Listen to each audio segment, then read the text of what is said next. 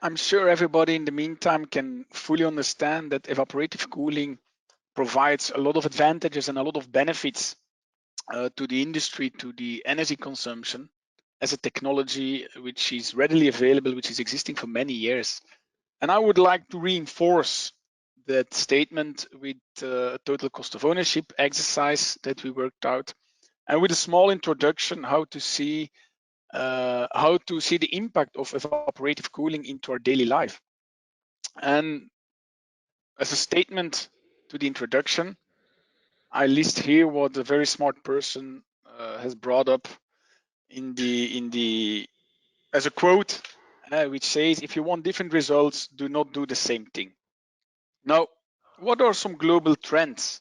If we look at ongoing global trends around us, we can all fully understand that there's a trend of urbanization. People are moving into cities. There is a high demand for the move from people from rural areas into cities where there is more work, where there is more job opportunity, where there is eventually more comfort to live. There is a trend, the ongoing trend of industrialization. We have growth of population, we have the social development of the populations, and we have more and more nations that are developing, where the income levels are raising and where there is a demand for growing comfort level. There is a demand for more comfort in terms of cooling. There is a demand of more comfort in terms of access to the internet, having computers, having televisions. All that triggers a growing demand for energy around us. And all that as well is part of what we call global warming. There is a trend of global warming. There is a clear change of the climate around us. Now, that global warming also triggers higher ambient temperatures around us, which in fact trigger the need for more cooling. As we have seen, more cooling will demand higher electricity, which means more power is to be generated. And in fact, more power generation on its turn will trigger the need to burn more fossil fuel and will again cause further change to the climate. So we are in a vicious circle, and we need to make sure that we can break that vicious circle, or that continuous increasing in energy demand and further global warming. And one of the ways to break the global warming in terms of energy generation or power generation is clearly the move towards renewable energy. More and more usage of solar energy, wind, water generation of energy is clearly embedded in our daily life. But what in terms of cooling? Yes, we also have responsibility to take in terms of cooling, and this is exactly where evaporative cooling is breaking that vicious circle. As explained by my colleagues before, evaporative cooling is working on the wet bulb temperature, and it's exactly that realize huge energy savings. But also look at the global warming. We highlighted over here that it's mainly the ambient temperatures that are increasing, and it's not per se the wet bulb temperature that is increasing. So working more and more with the evaporative cooling technology will really benefit us in our daily life towards breaking this circle of global warming. With this introduction, we will jump to the total cost of ownership exercise that we worked out, where over here you will see again a different representation of a typical HVAC system, where over here on the right we have the building to be cooled, for which we can use an air-cooled system that provides chilled water to the building, or we can use a water-cooled system to provide chilled water to the building. And of course, everything is routed through the air handling units and the ventilation systems to provide comfort air temperatures into the building. Typically, a building also has a hot water system, but we will not handle this in this workshop. So let us focus on the chilled water system. We have highlighted already the benefits of a water-cooled system, which I will quickly repeat over here and highlight that we cool based on the wet bulb temperature, and this can be several degrees lower than the dry bulb temperatures. For the Middle East region, 10, 15, up to even 20 degrees lower temperature is not uncommon. Let us take the example of Riyadh in Saudi Arabia, where in the summertime, the ambient dry bulb temperatures can go above 45 degrees centigrade, while the wet bulb temperature remains around 25 degrees centigrade. That's a huge difference. And accordingly, that realize very important energy savings on the chiller consumption or on the total system energy consumption.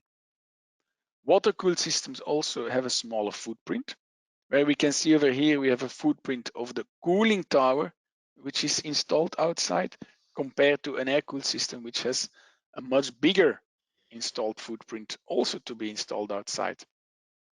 We have lower energy consumptions, as well lower energy levels. And in terms of water consumption, taking the holistic view, yes, we will consume some water on the project itself, but because of the lower energy consumption, we will consume overall less water compared to a system that consumes higher energy, because a lot of water is consumed into the power generation. Also over here, take note of the TSE water or the recycled water that can easily be used for cooling towers, and that is in most of the denser cities available through the water municipality providers.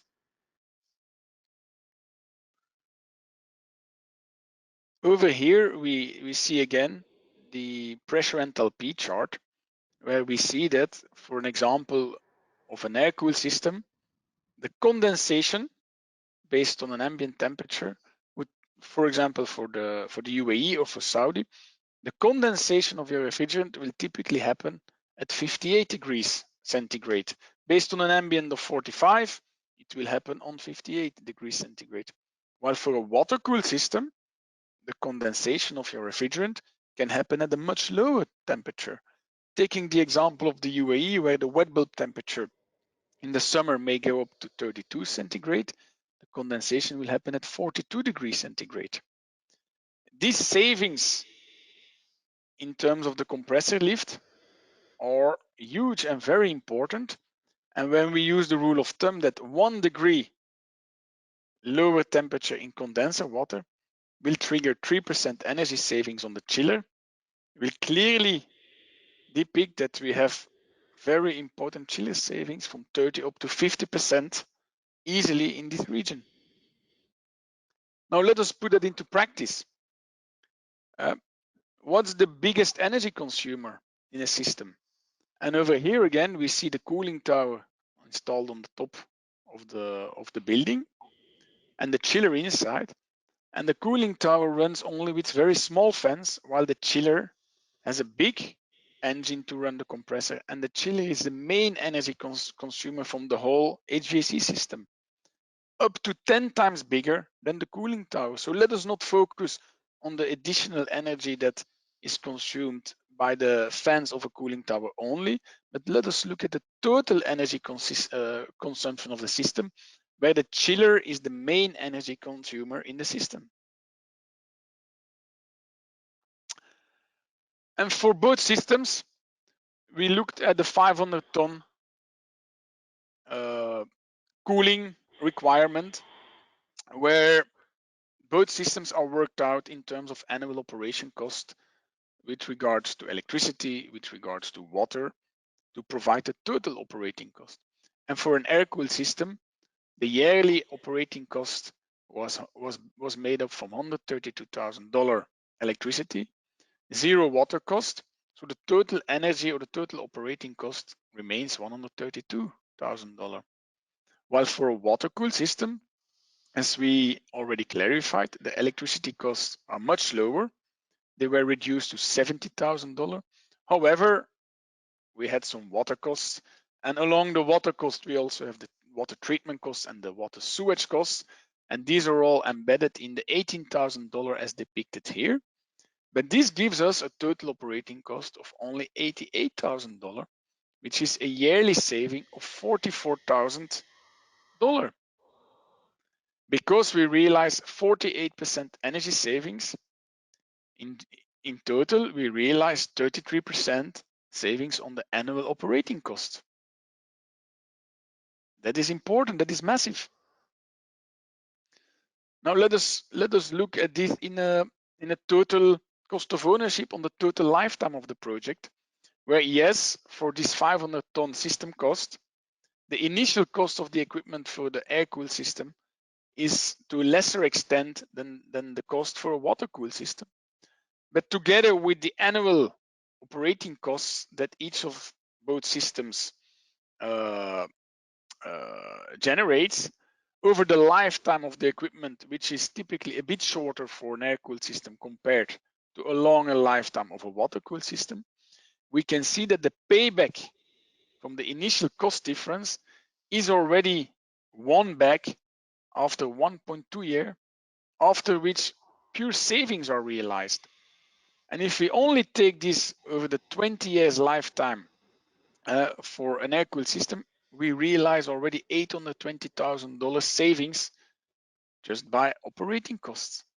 Knowing as well that the water-cooled system has a typical longer lifetime than 20 years, these savings only become bigger and bigger the longer the system operates. And then we only look at the operational cost. We do not take into consideration the indirect costs linked to, for example, spacing requirement. Very often, these HVAC cooling installations, they are installed in prime locations on the building. For example, if we look on some cities, it need to come on the area around the building, it need to come on a podium level of the building, or it need to come on the roof level of the building. And these are typically areas that are very expensive because they need to be used for parking, they need to be used for swimming pools, or they would like to be used for some bars or restaurants. So the less space we can use by technical equipment, the better and the more costs we save. Also think about sound reducing technologies that may be required, where an air-cooled system triggers a lot of sound emissions. In a dense city or in a professional work environment, these costs related to reducing the sound emissions can be very important. So the smaller the sound emission, the more costs that we will save. So taking a holistic view, this $820,000 that is depicted here is only a part of the savings that can be realized. So with this, we can conclude that evaporative cooling has benefits towards triggering the lowest energy cost, the lowest operating cost, but also the lowest installation cost. Because it's smaller equipment, it's also very often more easy to transport, and it triggers the lowest impact, the overall impact on the environment.